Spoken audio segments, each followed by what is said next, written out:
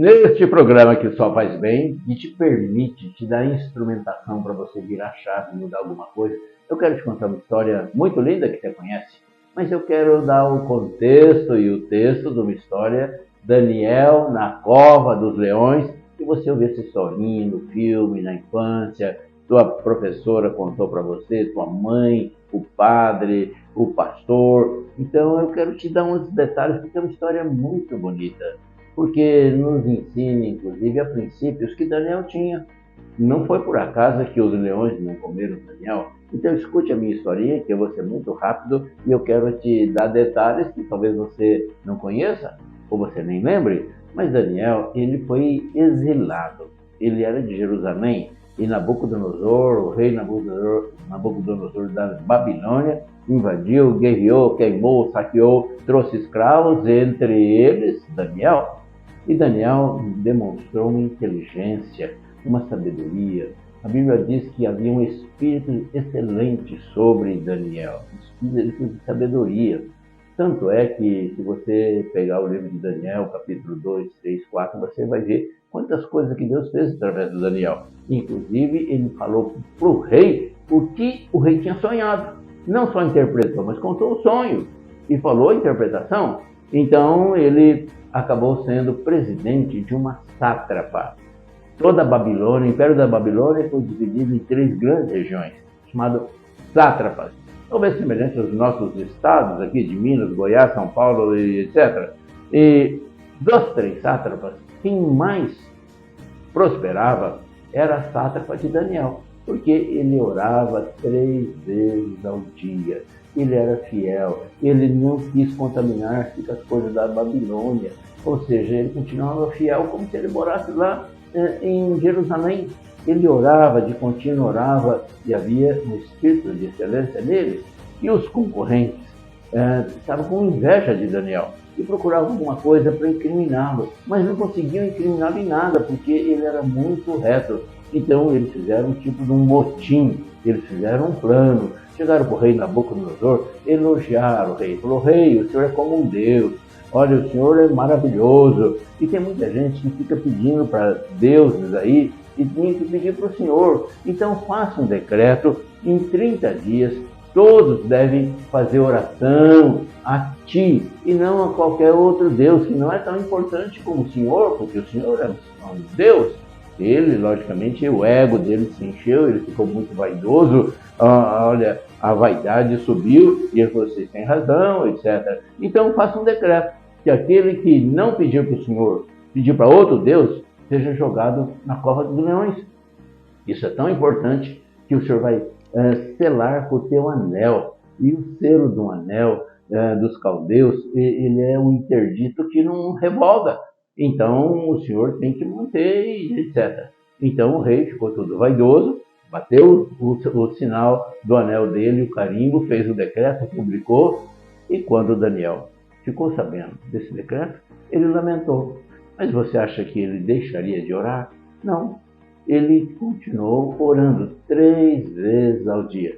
Aliás, eu proponho que você ore 2, ou 3, ou 4, ou você tenha uma postura de orar sempre, porque oração é aquilo que Deus nos explicou, nos orientou, vigiai e orai, orai sem cessar. Você conhece essas palavras, mas Daniel orava 3 vezes ao dia.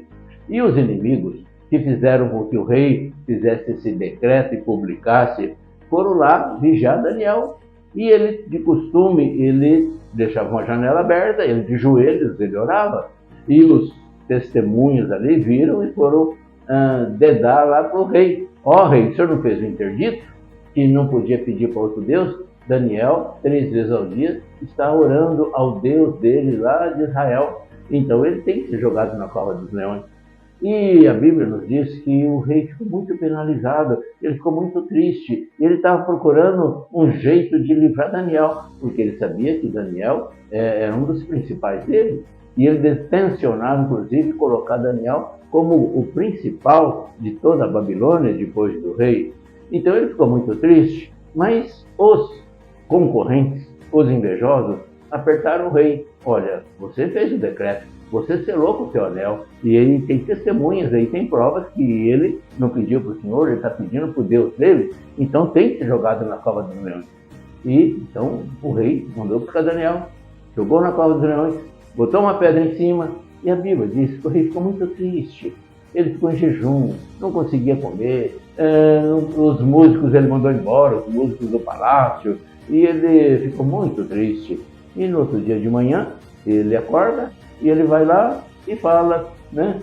Ó Daniel, por acaso você está ainda aí? O teu Deus te livrou?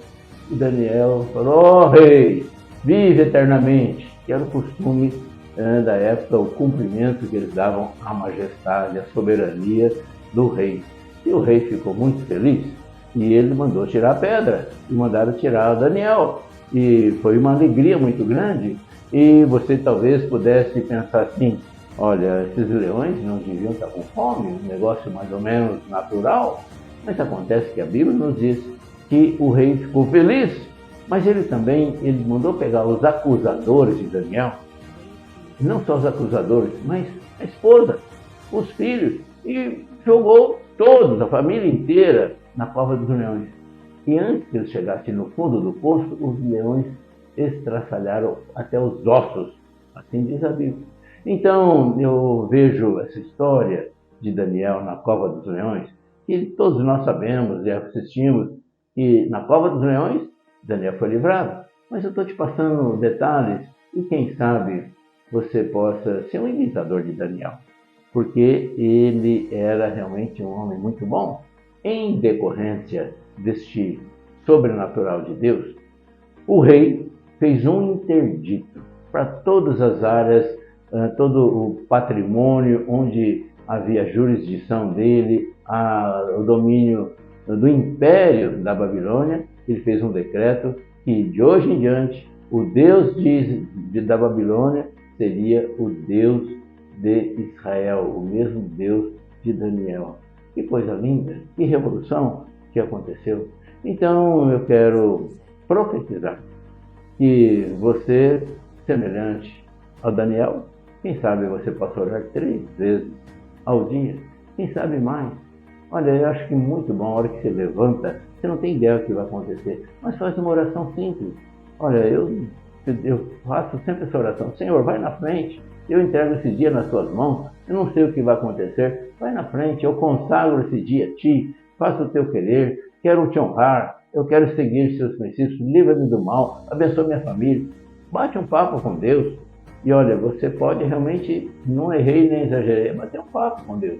E às vezes você tem que estar apto e preparado, porque às vezes ele responde. Porque às vezes a gente ora e sai correndo para o trabalho. Não, guarda um tempinho. E às vezes ele não fala aqui no teu ouvido, ele fala de uma percepção na tua alma, na tua mente, na tua barriga. Ele fala diferente. Então você tem que estar preparado para ouvir a voz do Senhor. Jeremias 33, 3, está escrito, invoca-me, te mostrar-te-ei coisas grandes e ocultas que não sabes. E o que nós estamos falando e propondo aqui é o sobrenatural de Deus que pode andar com você. Se você for ir para Atos capítulo 10, fala de um Cornélio, um cidadão chamado Cornélio, que ele era italiano, nem era de Israel. E de repente ele orava, ele dava esmola, então era bom. E aparece um anjo e fala com Cornélio. E Cornélio, a família dele toda foi batizada, abençoada, porque não a tua. Se falou com Cornélio, pode falar com você. Eu quero te abençoar em nome de Jesus, que você vire a chave e começa um renovo de vida. Eu te abençoo em nome de Jesus. Domingo, 19 horas, eu te espero nas 16 com a 07.